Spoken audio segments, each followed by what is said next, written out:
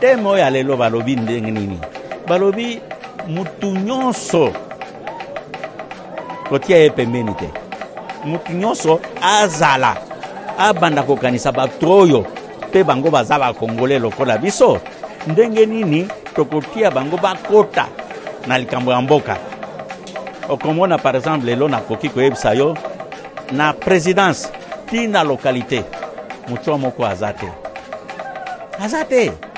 ende tina oyo eza rappel baeta bazwaki balobi mais chaque année tokobanda kotia teme moko mpo tomona ndenge nini bato wana mpe bakozala lokola bato mosusu neti yako epa na biso ndenge nini bakozala lokola babantu banilotique na basoudanais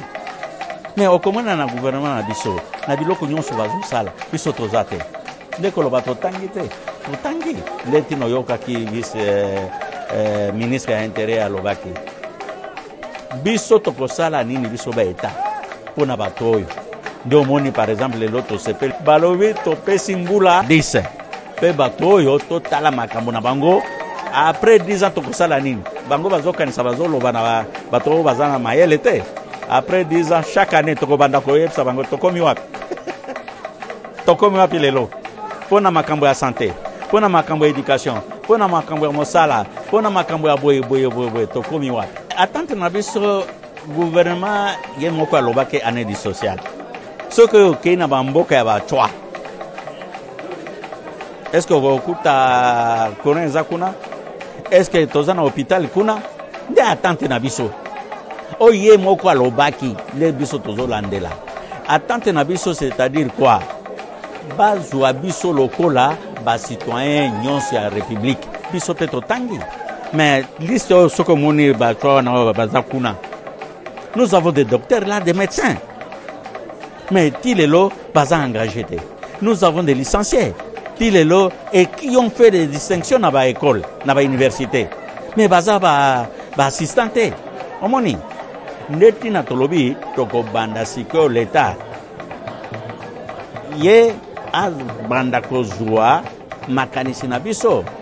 plainte na biso ye nde tata ye nde mama ya bakongole nyonso aussi longtemps biso totikali kaka na se oyo tobengaka na lifa lance pb biso toza na $1 par jour bino kuna boza na $500 par jour or toza 1 million ntango bakosala sommation okomona oyo ya rdc ekiti parce que biso toza te eze wana nde tosengi na leta akanisa biso ke ntango bazosala baparité bazosala il faut favoriser toujours les vulnérables mpe biso tozala tomata parce que soki tomati oyo baréclamation mosusu ekozala te. En tout cas, situation actuelle, le vice-ministre Auti Koloba. Donc c'est vraiment une situation, il y a exclusion dans le Cambo Italie, jouissance, il y a pas droit. Mais aussi c'est une situation où on a babisika belé, nous avons des autochtones, basi ba botoli bango ba mabelé. Toza pe na ba situation, il y a ba conflit na ba province na biso bipai na bipai, ba conflit au Italie côté moko bokoko, ba conflit mususu pe au Italie mabelé. Donc yango nde esala kike lelo tokutana awa tomeka kosolola na gouvernement na biso enfin ya koluka ba solution zidwane na situation ya ba autochtone bakutana nango na RDC. Na etali solution concrète ya liboso eza engagement où l'État congolais azui ya ko promulguer loi spécifique oyo ko batela bandeko ba autochtone pigme na mboka na biso eza pe likanisito engagement oyo l'État azui ya ko tia un fonds national oyo komeka ko développer ba autochtone na bisika bafandi eza pe likanisi ya malamu engagement l'État azui ya koptala ndenge nini ya kokotisa bokoko ya ba autochtone na ba secteur nyonso ya vie nationale eza likambo etali ba aménagement du territoire makambo etali santé foncier ti na domaine pe forestier eza pe engagement munene o l'État na biso azui ya kobatela ba mabele bisika bafandi engagement mususu eza oyo ya kotala ndenge nini l'État akosalela bokoko ya ba autochtone en termes de valorisation à travers ba cadre festif et puis ya suka oyo sepelisi biso ezali kaniso gouvernement azui ya kotala ndenge nini ya kokotisa culture ya autochtone na kati ya patrimoine national. Enfin l'État a décrété décennie 10 ans autozui en termes d'engagement la likambo etali nouveau contrat social au tokosalela na appel pe abenge biso to sangana pour que débat décision na engagement bazui to salela yango na ndenge ya bosolo